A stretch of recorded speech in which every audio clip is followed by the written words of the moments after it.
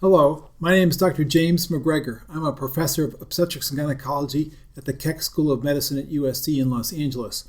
My colleagues and I, Dr. Anna Parsons, who's a professor of the University of South Florida in Tampa, and Janice French, who's a midwife who works with us at our LA Best Babies Network project in Los Angeles, wanted to know more about the pathophysiology of intrauterine infection during pregnancy, during pregnancy and after pregnancy. Specifically, we wanted to know about intrauterine infection with group B strep, which can cause both infection at the time of birth and before birth as a form of primary chorioamnionitis with ascending infection of group B strep through the vagina, through the cervix, and into the uterus. We wanted to know how this happened, and we already knew that good images are worth thousands of words of description. So what we did was to do using abdominal and vaginal ultrasound examinations of patients who were pregnant and non-pregnant using Albumin X ultrasound contrast media. Albumin X is albumin, which you shake up, and it forms thousands of bubbles, which are highly reflective for ultrasound.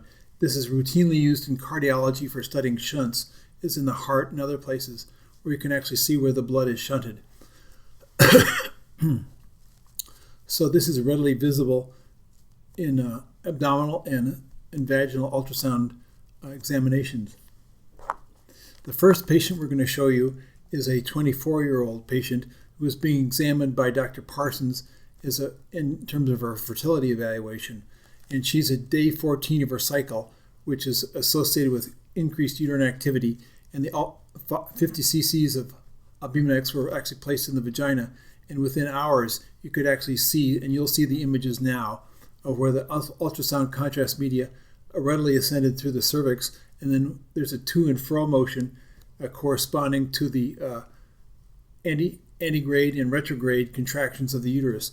You can see it going back and forth, and this is readily seen. In these images of this 24-year-old infertility patient, these are actually sped up, so this is actually faster than you would normally see it.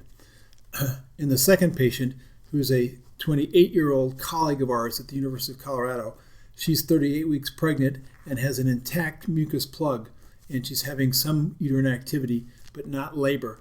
But clearly there's no rupture of membranes, and the mucus plug is intact. You'll see that you can readily see the ultrasound contrast media in the top of the vagina, and then within moments it actually goes apparently up the side of the cervix, where you can see it on the side of the cervix, and enters the lower uterine segment. And then an examination was done with the ultrasound turned off, and you'll see a much thicker representation, much brighter stripe of ultrasound contrast media after the examination. And you'll see that the ultrasound contrast media, or things that could have been in the vagina, like group B strep or other microorganisms, is actually readily transported up into the lower uterine segment and even on the bag of waters. And you'll see that actually quite dramatically with the baby's head and then the bright cap of the ultrasound contrast media within the uterus. After this, the subject did not go into labor or suffer any complications. In both of these circumstances, we can readily see active transport of substances within the vagina that are readily transported up inside the uterus. In the past, in our training, in my training anyway, we always thought most prominently about active sperm, and sperm motility is a transport of the sperm up into the uterus and the fallopian tubes. Indeed, Dr. Alan DeCherney, a great leader in reproductive endocrinology, actually described these sperm as if they were salmon swimming up a waterfall. These observations show that that's not necessarily true, and that there's active uterine transport of substances within the vagina, including sperm and microorganisms, up into the uterus. Actually, this had been known before. Dr. Edward Newton, who was then the chairman of OBGYN at Northwestern in the 1960s, actually did similar experiments with lampblack, which is carbon, which he placed on the cervix at the start of vaginal hysterectomy. And then within 40 minutes, where he had completed the vaginal hysterectomy, you could readily see the segments of the fallopian tube that actually were filled with lampblack, quite obviously. Studies done in Germany and in England in the 1970s and 1980s readily showed, using nanoparticles and sometimes radioactive nanoparticles, that actually there was rapid transport of substances from the vagina into the uterus. And this has become a standard part of endocrinology, reproductive fertility workups, actually showing active transport.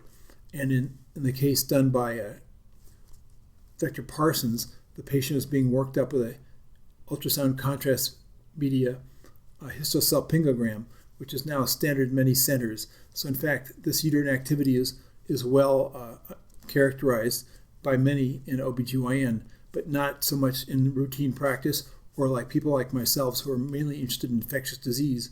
What to call this phenomenon is of interest. Certainly reproductive endo people think this is just all normal and that the uterus has regular built-in contractedness physiologically. We in obstetrics sort of think that the uterus is quiescent, but we also know that the uterus contracts approximately every 4 minutes during pregnancy. The residents at the University of Colorado thought that my term for this, which was active uterine transport, was a little corny, and actually coined the term upsuck. So this they called uterine upsuck, and I think this allows us to understand more about how infections occur inside the upper tract tissues, including the uterus during pregnancy and before pregnancy, and even the fallopian tubes. It had also been known in animal models, especially for different kinds of sexually transmissible infections such as gonorrhea or chlamydia, that in monkey and actually rabbit models, that there's active transport of these microorganisms within the uterus itself and up into the fallopian tubes, oftentimes within minutes. And so these principles had actually been well established, and you could see from these pictures how organisms such as group B strep may readily ascend up into the upper reproductive tract tissues and thus infect the baby even before birth. And I think this is a new phenomenon that we need to recognize, that there can be primary chorioamnionitis caused by group B strep and other microorganisms without obvious rupture of membranes or even the onset of labor. And I think this has actually been well described too by people like Benersky and others interested in the pathobiology of intrauterine infections and chorioamnionitis. Certainly Romero has shown in recent studies that you can actually have large colonies of microorganisms existing within the bag of waters, especially around the cervix. And even that was one of those pictures was actually featured as a cover of the American Journal of Obstetrics and Gynecology 2 years ago. So in sum, I think we've shown with these illustrations of the active uterine transport that microorganisms and other small microbes, which are the same size as sperm, may be readily transported up into upper tract tissues, and that can account for both primary and secondary infections of the bag of waters, thus chorioamnionitis, and even the baby, him or herself. And I think this is a readily understood cause of intrauterine infection, which could cause stillbirth or intrauterine death for these infected children. Multiple studies recently have shown that large numbers of stillborn babies are actually infected or inflamed, and that is actually the cause of their death in both studies in Europe and here in the United States. So these pictures that we've shown you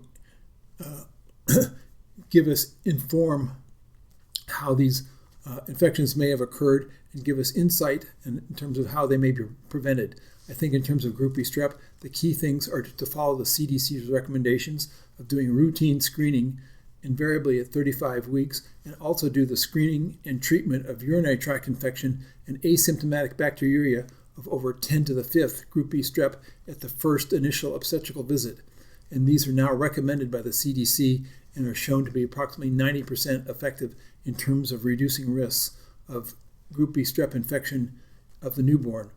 But I think we can do better, and I think these images will actually inform new research protocols which allow us to do even better in terms of understanding the importance of immunity and host defense mechanisms for group B strep, or even better ways to use limited chemoprophylaxis.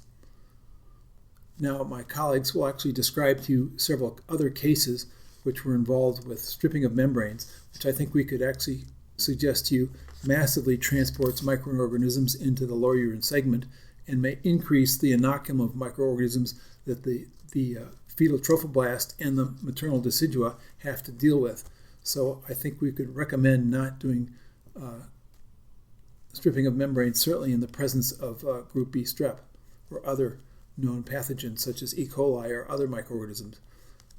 So I think that's a practical takeaway from these images.